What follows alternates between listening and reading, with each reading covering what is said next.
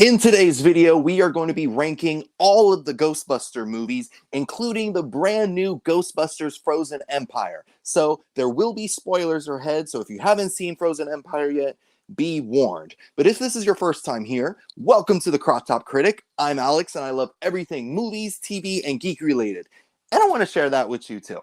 Now, when I was coming up with this ranking, me and my wife had just did a Ghostbuster movie marathon, and then we went to the movies the next day to see the new Frozen Empire movie. And I was putting this list together, and when I told a couple of my friends about my current rankings, they were flabbergasted at my choices, and they were like, "Oh, Alex, people are going to be pretty upset," So this might be controversial. Maybe you'll 100% agree with my ratings. Maybe you won't. Whatever. Let me know in the comments below. How would you rank all 5 of these Ghostbuster movies? And I'm including every single movie in the franchise. So even the spin-offs or alternate, the remake from 2016, which isn't part of that continuous story that's done in the first 2 and the last 2 movies, but even that's included in here. So, getting into it. For the most part, I liked all of the Ghostbuster movies to varying degrees, but I liked them, except for one. This one Ghostbuster movie I felt like is just a stain on the live action franchise overall. Like it completely disrespects the original in every way. And I'm getting upset thinking about it. Like, I didn't like it when I was younger, when it was first released, and when I watched it with my wife, I especially didn't like it now. So number 5 of my Ghostbuster rankings is Ghostbusters 2. Oh my gosh, like, how did this happen? Like, how was this the follow-up to such a classic film? Like, how did they do the first movie so well and then come out with this? Like, it is impossible. First off, the special effects were completely just lame. Like, I get it. It's in the 80s. They're just working with what they had. But the first movie, the special effects looked incredible. The ghost looked cool. The animatronic dogs, they were really cool looking. But for some reason, that didn't carry over into this movie, especially like the opening, not the opening scene, but like when they're in the courtroom and those electric chair ghosts started appearing. I was just like, this looks way too sloppy. And that's it. Like, it was really distracting for me.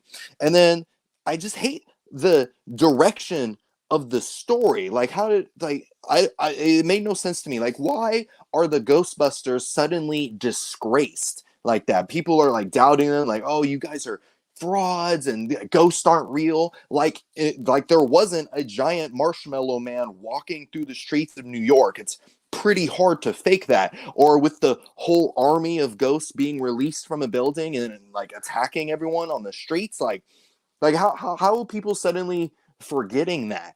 And like, why do they hate the Ghostbusters all of a sudden? Like, I was especially mad at the scene where Ray and Winston had to go to that kid's birthday party, and they're just circus performers basically. Like, first off, they disrespect my favorite Ghostbuster, Winston. Like, he rarely has lines in this movie, but to like see them just dancing like for little kids at a birthday party, I'm not talking down on anyone who does that for a living. I'm just saying, to see the Ghostbusters go from where they were to being ridiculed at this birthday party was just like so disrespectful.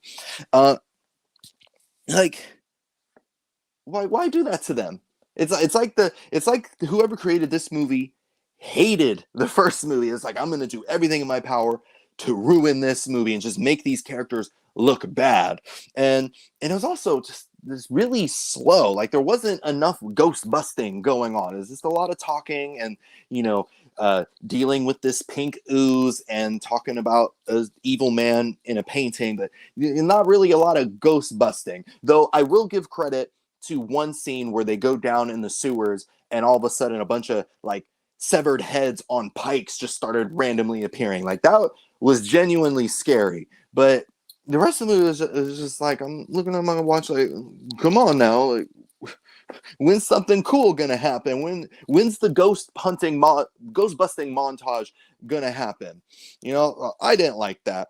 And then also, I really felt sorry for Dana's character because everyone who's like has this romantic idea about her was being so creepy. Like that history, that museum guy was being weird, like, just grabbing her hair and like sniffing it and wanting her to be his wife. Like he was like, I get it, he was the antagonist, but that was gross. And then of course you have Venkman, whose creepy rapey antics from the first movie get pulled over into this one, and it's just like he's gaslighting her and just putting on the creepy moves again. It's just like, whoa, big red flag. I don't like this. I felt sorry for her. Like that's a sexual assault waiting to happen, and I hope Dana was able to get out of there.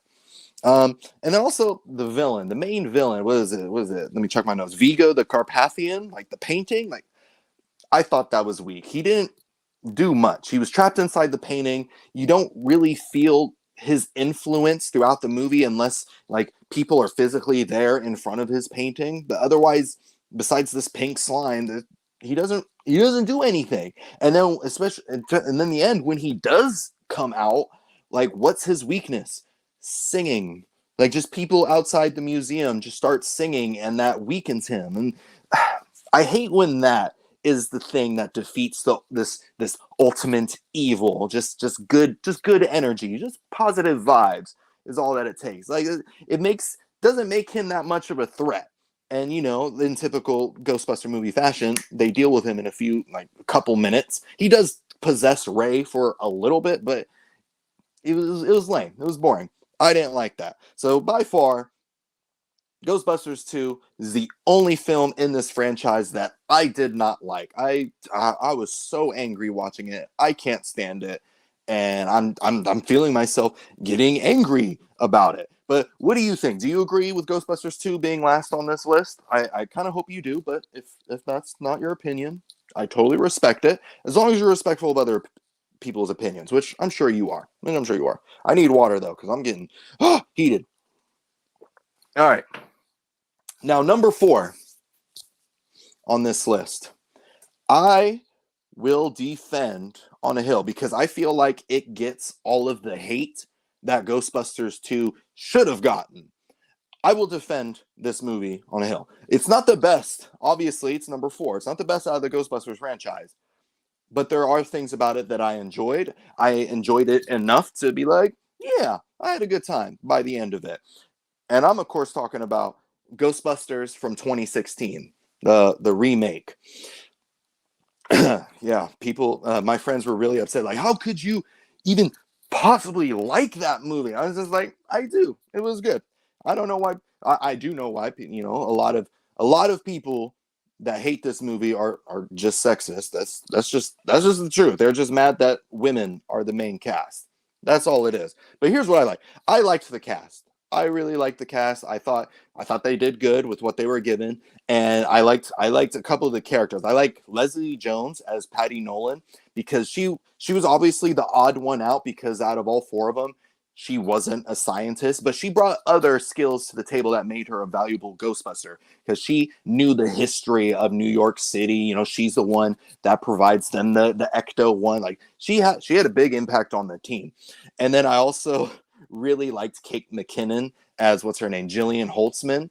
That woman was unhinged. And you always have a great time with the weapons experts, so all the cool kooky things she was coming up with that not just capture ghosts but completely vaporize them. I thought that was really cool. Like they weren't just trying to capture ghosts. Like if we can't capture the ghosts, we'll just disintegrate them. Just poof them out of existence. And that's what Holtzman was able to do. So I thought she was really cool. And then Chris Hemsworth as the sexy secretary.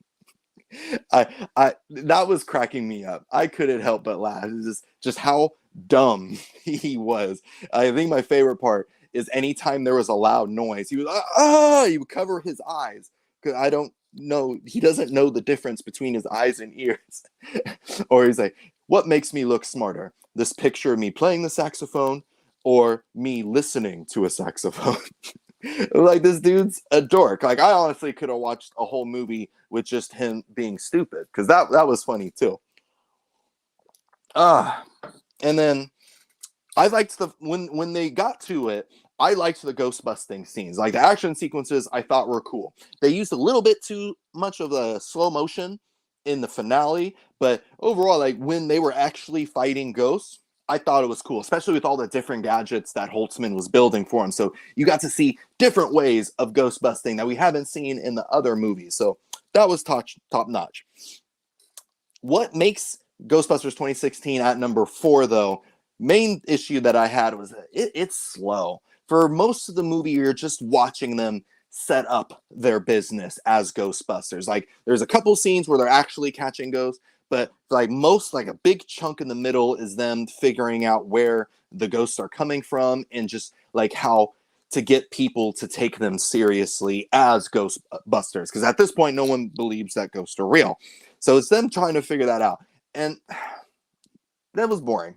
It was boring. There were moments where I'm, just watching it and just slowly passing away into slumber. But then, the ghost busting would start, and then I'm back into it. And, the humor could only carry these scenes so far. Like, it was just too slow. And then another thing that took away from it was the ghosts lacked variety. For the most part, 99% of the ghosts in this movie were just blue people. Just blue people that flown around. Nothing really special about them. There was one pterodactyl, and then you had Slimer and Mrs. Slimer, the goats, and then the main villain, I don't really count him. Just the basic ghosts are just all blue people. Like, nothing fancy, no gimmicks. They're just blue people running around attacking them. And I was like, you could have put more effort in the design of the ghosts. Had, like, at least give us like a montage of different types of ghosts. They don't all have to be just blue people. I thought that was boring. And then finally, the main villain, Rowan North. He was very lackluster. I thought that, he was just that stereotypical, he was bullied his whole life. He's an outcast, and he has this hatred for humanity just based on the way he was treated, which, I get, but we've seen that done so many times. And his motivation isn't really like clear, like how he gets to where he is, because his plan is to essentially kill himself so he can become a ghost, and then release an army of ghosts onto New York City, which somehow is able to cause him to power up and be like a god for some reason. They don't the movie doesn't explain really well why he was so powerful all of a sudden. It was like, well, he just turned into a ghost, but like, why can he control what humans do? Why can he shapeshift? Like, it doesn't explain it. He just does it. Though I will say it was cool when he shapeshifts into the Ghostbusters logo. Like, I thought that scene was really cool, and he turns into like a giant Ghostbuster logo. I liked that part. That part was cool, but otherwise he was just meh. Rowan North, he's there. We don't really care. Now, but anytime people are like, this is the worst movie of all time, this is the worst movie in the franchise, they completely disrespect the Ghostbusters, I'm going to happily point them to Ghostbusters 2. Like, take all that hatred and throw it at Ghostbusters 2, because this remake does not deserve that. Absolutely not. Ghostbusters 2 was horrendous. Yell at that movie. That was disrespectful. Now, number 3, just to prove that I'm not into just because it's new, it's the thing. Number 3 is Ghostbusters Frozen Empire. Now, this one was also fun. I had a fun time watching this. I liked, it's cool watching them fight ghosts. They have cool new gadgets, especially like this drone that goes after flying ghosts. I thought that was cool. And they have this new headquarters that Winston funds, because he's like this business tycoon now.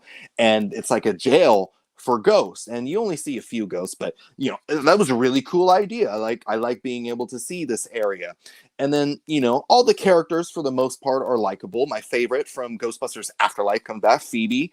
She's still a gangster. She's willing to punch people in the face or cuss them out. They don't show it on screen, but it's implied that she does that. And I love Phoebe. She's great. And the lore, the story behind like the plot, like what's going on, like leading up to the main villain, was really interesting. The villain, his name is Goraka. He was this ancient like god, this ancient evil god that was used by this dictator to conquer most of the world. But then the dictator betrayed him and like took his horns, which had most of his power.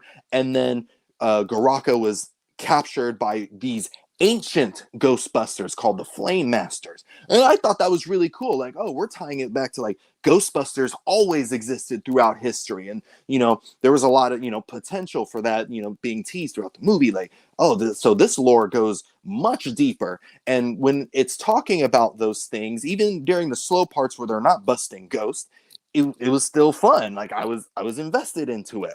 But the issue with Frozen Empire is that it suffers from, sequel fatigue, or not fatigue, but like sequel curse, where it tries to up the ante from the first one. So because of that, it adds so many different plot lines. It's hard. It's a little bit hard to follow. Like there's this thing with this ghost girl that becomes friends with Phoebe, but she secretly works for the bad guy. There's that whole Flame Master storyline, and how their descendant is supposed to help them against the main villain Goraka.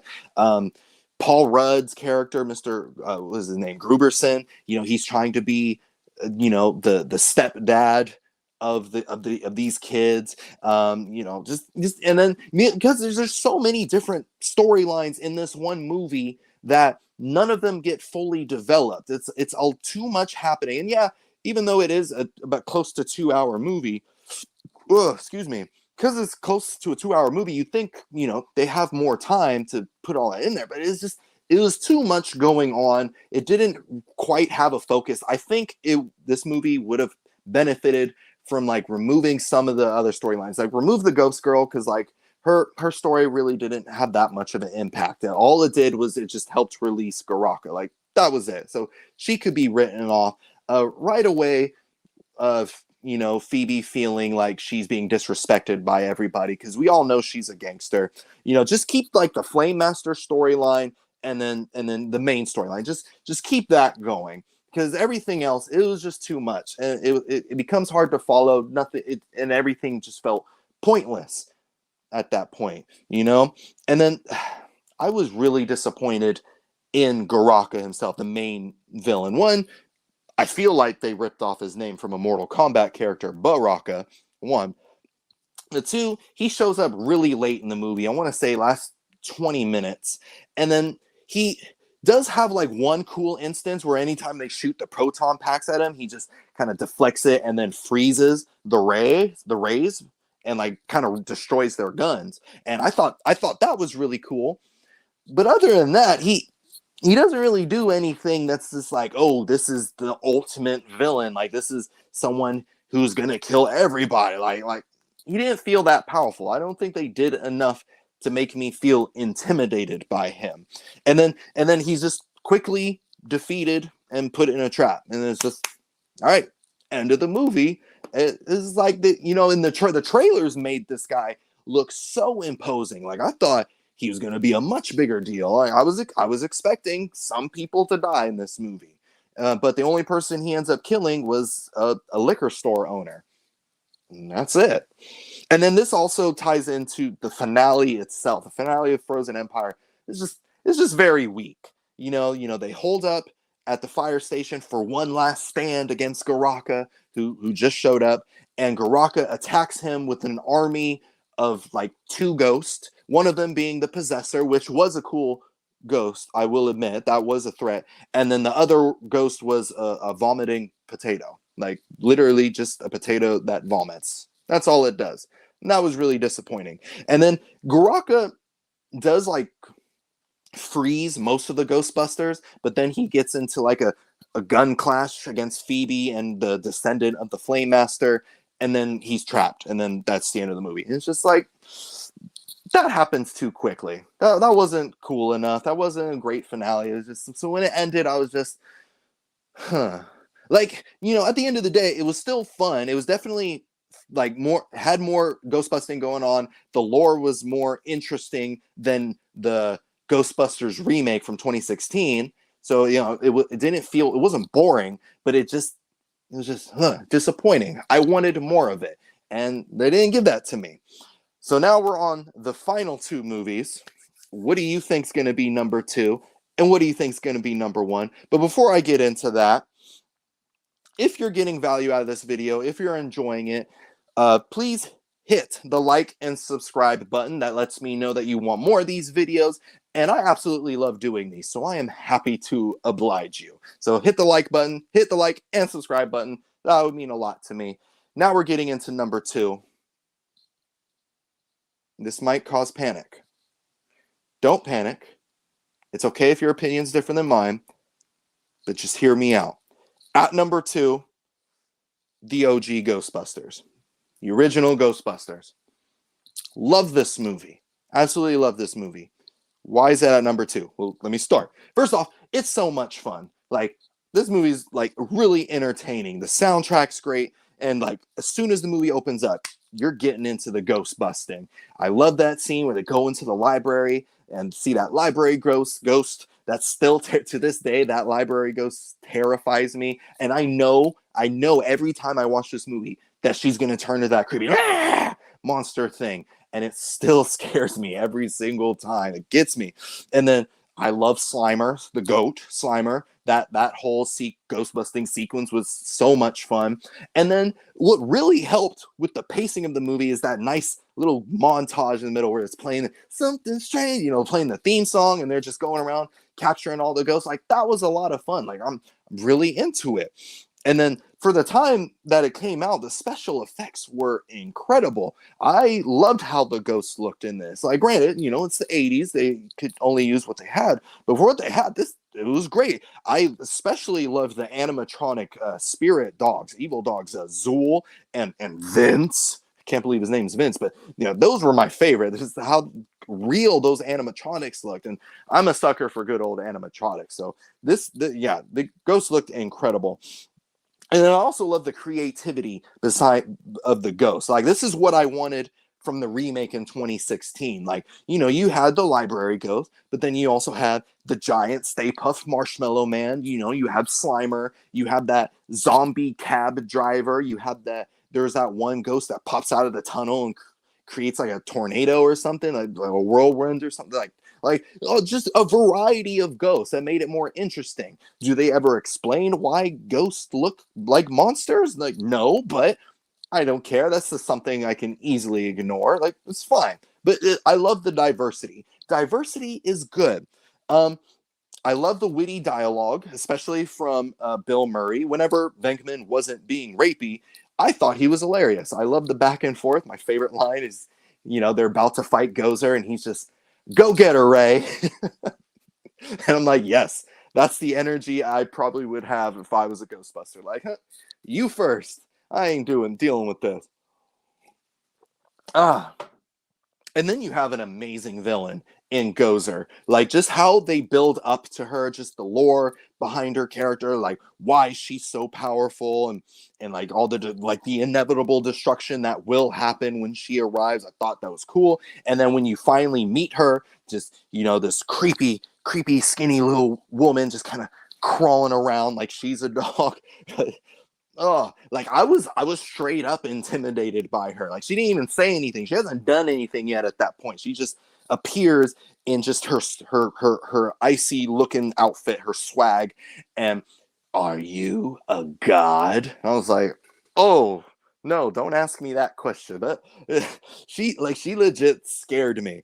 And then how she was able to turn into Mr. Stay Puft was like, one, it was kind of adorable because it's hilarious and adorable. It's just a giant marshmallow man walking around, but also very terrifying. Like, it was so adorable that it was terrifying, especially in the first shot of Mr. Stay Puft, and you just see in between the buildings that big smile he had. I was like, oh no, that's hilarious, but just so terrifying. Like, I would freak out if I saw that in real life. I do question her impact as a villain when she turns into something so fragile. Like that would be my only gripe with Gozer, is like they easily deal with her. Like, oh, you shoot her, she disappears, she turns into a giant marshmallow. they shot her house, and then that was it. Easy peasy, but she was still really cool. What keeps Ghostbusters at number 2 is, while everything else was so fun, I was really bugged by Bill Murray's character. What is it? Is it Peter Venkman? Like, he was way too rapey for me. Like, I couldn't handle that. Like, first he was trying to sleep with an undergrad student. Like that, like he's a professor trying to sleep with a student. That's a child. Like, that's yucky. Yeah, it might be okay. You know, she's a college student. She's at least 18, technically adult. Like, no, yes, technically an adult, still a child though.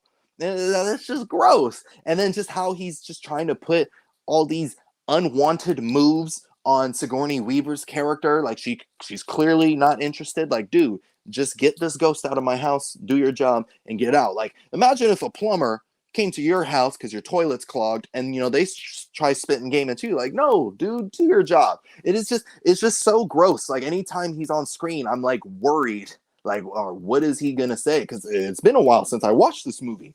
Like, what is this dude gonna say to this woman? Like, it's gross. Like, I got sisters and nieces. If someone was talking to them, like trying to spit game at them the way Peter Venkman was, like, my family will be at their doorstep, ready to go, like cuss them out or something. I won't condone violence, but would be uncomfortable with that. So he was like literally just a walking red flag, and it's just I couldn't get over it. I'm like, no, that's weird. That's not okay. People like, yeah, I get it that it's from the 80s. That's what people did in the 80s, and but unfortunately, people are still doing it now. We need to put a highlight on that and be like, hey, no, this behavior is not okay. Please don't, use Peter Venkman as a model of how you're supposed to flirt with somebody, because that's rapey, that's sexual assault waiting to happen. Don't do it. That was my main gripe with this movie. It's like, I wanted to like it all the way, but it's just like, that's really problematic. Just avoid that. Water. Sorry if that hurts your feelings. If Ghostbusters 2, I guess Ghostbusters is at number 2. It's just my opinion. Let me know. You let me know what you think. I respect your opinions, but I gotta speak my truth. That was just really uncomfortable watching this movie. Everything else, I loved everything else about that. If Peter Venkman wasn't rapey in this movie, easily number 1. Ghostbusters easily would be number 1. But it's not. It's not number 1. He was rapey, so he gets number 2. But number 1 is Ghostbusters Afterlife, the remake.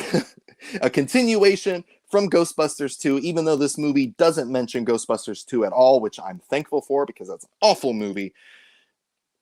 But when I first saw this, I absolutely loved it. And when I rewatched it, I still loved it. Main thing was I loved how it respected the original movie. Like, it had the same soundtrack, though, slightly modified, more modernized. The returning, they had the original Ghostbusters that return, but they don't take too much of the spotlight. They just make, a quick little, like, hey, let's help save the day appearance. But, they keep it as like a cameo. They save themselves.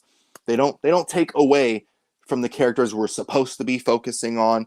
And they even, I love how they reference the original by doing little things. Like, there's one scene where Paul Rudd's character, he's possessed by the Keymaster, and he's just laying down on a rock and then like looks up at the gatekeeper in a way that happens exactly in the first movie when the gatekeeper is waiting on the Keymaster. She's laying down in a very similar way, and then looks up.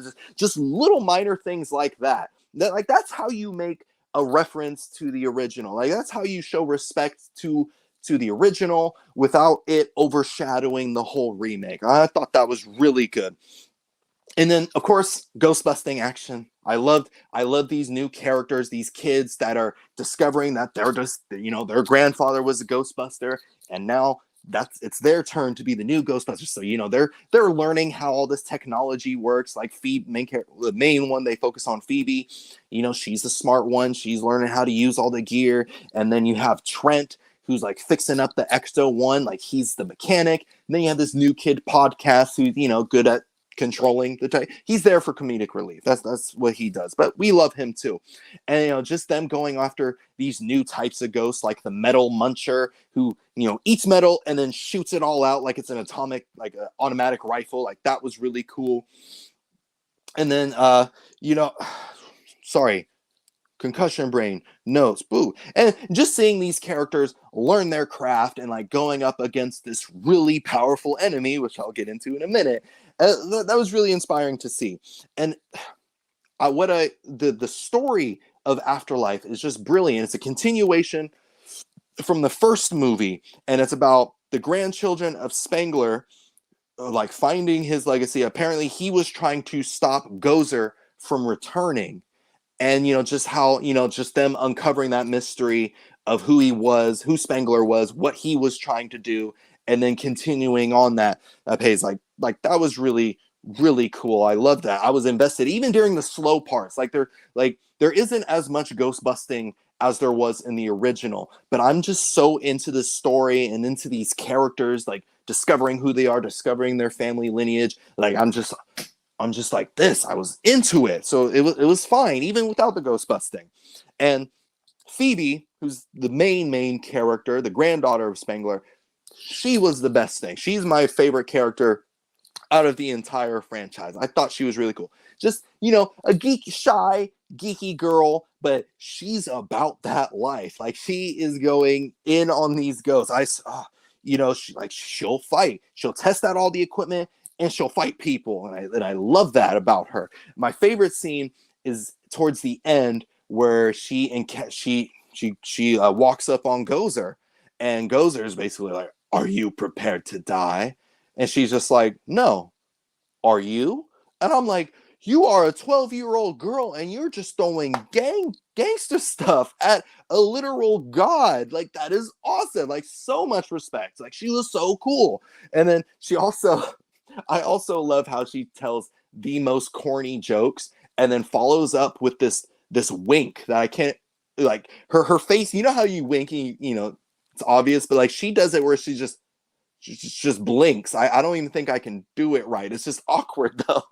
And it's hilarious. The jokes are hilarious, and that follow-up wink is also hilarious. And I'm trying to do it now. I don't think I can do it, but I love her. And then what else? We got a return of an awesome villain. Gozer makes an appearance. Like, not an appearance. She is the main villain. She comes back along with Zool and Vince. Can't believe that is his name. But unlike the first movie, like Gozer is a much bigger threat in this movie. Like she doesn't immediately transform into a giant marshmallow or something else that's easily flammable. So she learned her lesson from the first movie. And, she proceeds to like nearly kill everyone. And like that, leads to this epic finale where they're trying to trap her on Spengler's farm. That's like, he has like hundreds of traps like ready to capture her. And, the power breaks down. So the power shuts down. So you're like, oh no, they can't trap her. And like the OG Ghostbusters return along with the new Ghostbusters, and they're all shooting their proton packs at her. And Gozer's just tearing them off and throwing everyone around. And I'm like this, they're legit about to die. And then the most epic moment in the movie is when Phoebe and Gozer just like shoot. Like Phoebe shoots her like proton pack and Gozer shoots like a ghost beam, and it's just like this energy battle that's pushing back and forth, super epic. And then the ghost of Spengler appears, who, in case you don't know, is played by Harold Ramis, who passed away years ago. So they had like a CGI ghost of him like appearing and helping Phoebe like fight back Gozer. And that's a powerful scene. Very beautiful, but also I don't know if they intentionally did this, but this is a Dragon Ball Z reference from when Gohan was doing a Kamehameha battle against Perfect Cell, and then the ghost of Goku shows up behind him and like gives him a little extra push. That's what it reminded me of. So this has a Dragon Ball Z reference in it, automatically at number one just for that alone. Not really, but it helps. That was just so epic. And then the movie ends and I'm just like, yes, that was great. And then I love the tribute to Harold Ramis. I thought that was so respectful how they handled it. I was worried that, you know, having him included as a CGI ghost was going to be kind of like distasteful, but like just how they handled it, where he was more, the CGI ghost was more there for, you know, not just the characters, but the actors from the original movie to say goodbye to their friend one last time. And like that part made me tear up when the OG Ghostbusters are, you know, saying how much they mean to them and they love him and they miss him. Like, oh, that almost broke my heart. It was sad. It was sad, but like so touching. And so yeah, that's why I feel like Ghostbusters Afterlife, that's the number one Ghostbusters film. I absolutely loved it. I have no complaints about it. But what do you think about this list? How would you rank the Ghostbusters movie? Let me know down in the comments below. And if you enjoyed this live stream and you want to see more, click on the boxes right here, and I'll see you in a bit. Thanks for stopping by.